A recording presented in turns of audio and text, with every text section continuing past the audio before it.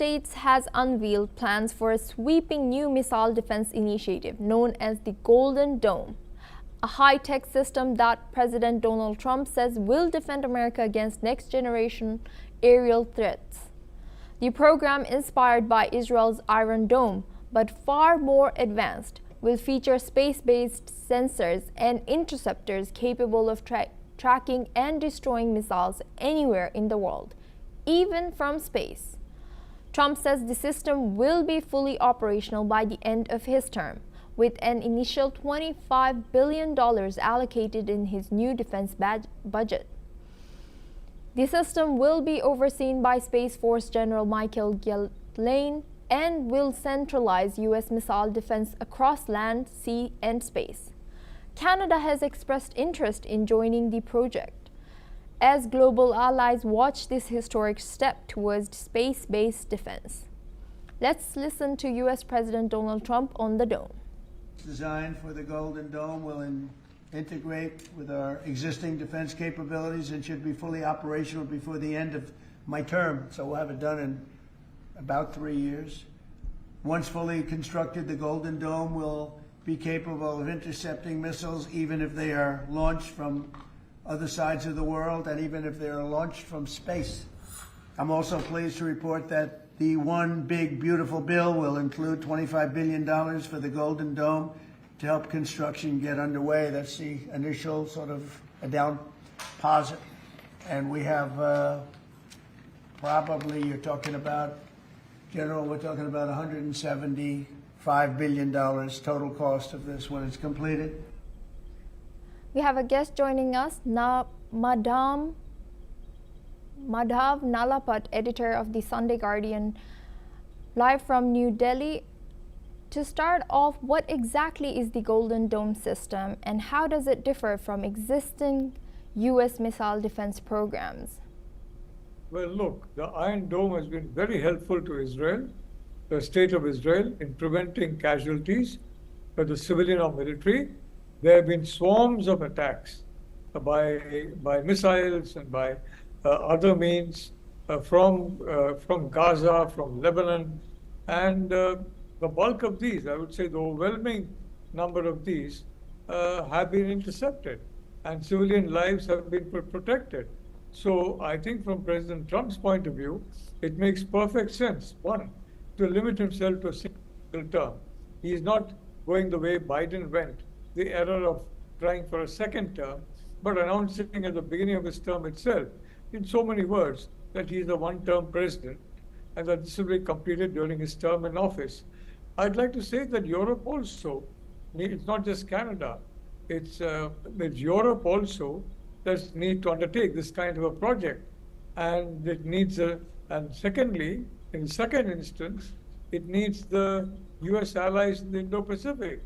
I'm looking at Australia, I'm looking at India, I'm looking at Japan, at least the AUKUS alliance, then the GCC countries.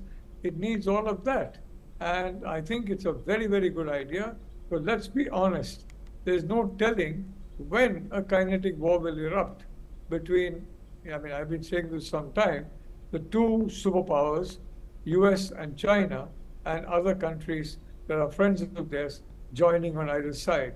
It's very, very possible, and I think President Trump is doing a very wise thing by announcing this Iron Dome project.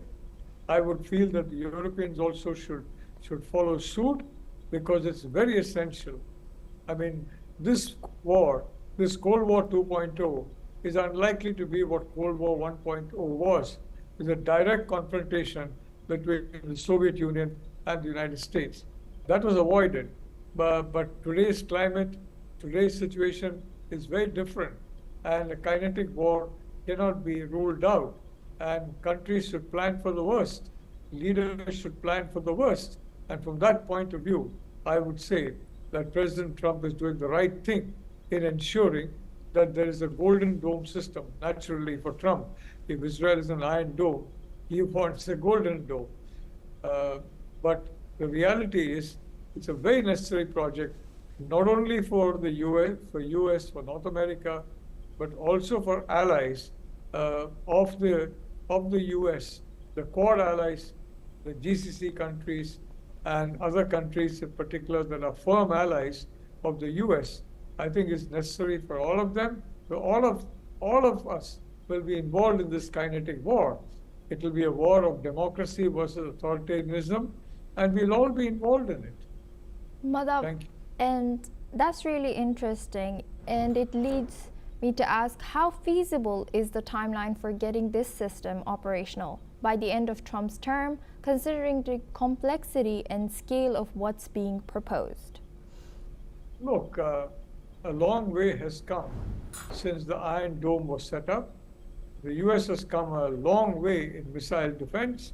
Fortunately, despite all the misleading propaganda that's fed by propagandists who are friendly to the other superpower, the US is still far and away the leader in such matters. And in there, for example, a country like India with abundant brain power. I mean, we're not talking only of human power, we're talking of brain power. Indian technicians, scientists, inventors have proved themselves across the world. And I think, frankly, the two largest democracies in the world, India and the United States, they need to work much closer together. And in my personal view, it is a very feasible project given the immensity of knowledge that we have gained in the last 2 decades and the immensity of the technological changes that have come upon us. Look at today's world. Look at the world 5 years ago. Look at the world 15 years ago. It's a completely different world. AI, man, AI itself is moving into a super AI period. A hyper AI will come. So let's be honest. Today is the age of rapid change, accelerated change. So I'm very confident that that deadline is feasible, and I think it's feasible for Europe as well.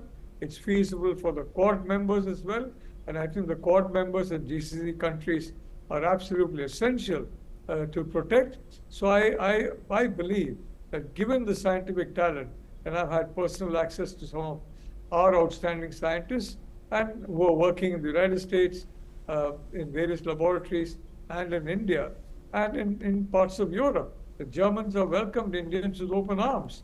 The UK is frankly, I mean, doing an FTA with India. So I would say overall, the odds are very, very good of this coming to fruition during the term of President Trump. And it will be a fantastic addition to the Trump legacy. Thank you. Let's switch gears for a moment. Some critics have criticized or raised concerns about the militarization of space. What are the geopolitical risks or potential escalations associated with deploying interceptors and sensors in orbit? Look, they're crying after the horse has bolted. The stable doors have been broken into, and the horses have bolted. There's already militarization of space. India, for example, tested a dogfight between 2 satellites. The United States is doing that every day. So is China. So is Russia, the 4 major powers of the world. So I'm sure are the Europeans, who are no laggards when it comes to science and technology, or the Japanese or the Koreans. None of them are any laggards in science and technology.